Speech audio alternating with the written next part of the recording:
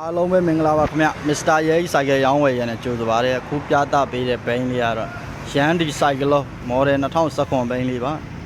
ဒီကောင်လေးကိုရောင်းချပေးမဲ့ဈေးလေးကတော့33,800အရှော့တင်းလေးနဲ့ရောင်းချပေးမှာဖြစ်ပါတယ်ကာဘာပတ်လည်လေးတွေပွဲပြဲအနာစာကင်းမယ်ဗျာကာဘာကြောလေးတော်တော်တန့်မယ်အောက်ပိုင်းလေးတွေလှအောင်မယ်ရှေးနောက်တာယာ chain spot ကဘာမှမလိုပါဘူးခင်ဗျဒီကောင်လေးမန်လေးလိုင်စင်တက်တန်းလေးကြာမအောင်မယ်ခင်ဗျာတက်တန်းလေးကတော့2029 6လပိုင်းမှာကုန်ပါပါ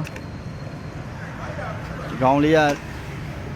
ဒိုင်းခွက်လေးပဲအဲရာလေးပါပါမယ်ခင်ဗျာဒိုင်းခွက်အဲရာလေးဆိုတာလေဒိုင်းခွက်ကောင်းပါတယ်စီဂိတ်လေးမှင်ပေါက်နေပါတယ်ခင်ဗျာအဲ့ဒါလေးပဲပါပါမယ်လောကလက်တင်စီလေးပါစတက်တော်ဝီကာဘာပတ်လေအင်ဂျင်အောက်ပိုင်း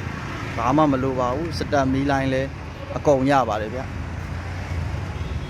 အရစ်ကျစနစ်ဖြစ်လဲဝယ်ယူအားပေးလို့ရပါတယ်အားလုံးကျေးဇူးတင်ပါတယ်ခင်ဗျာ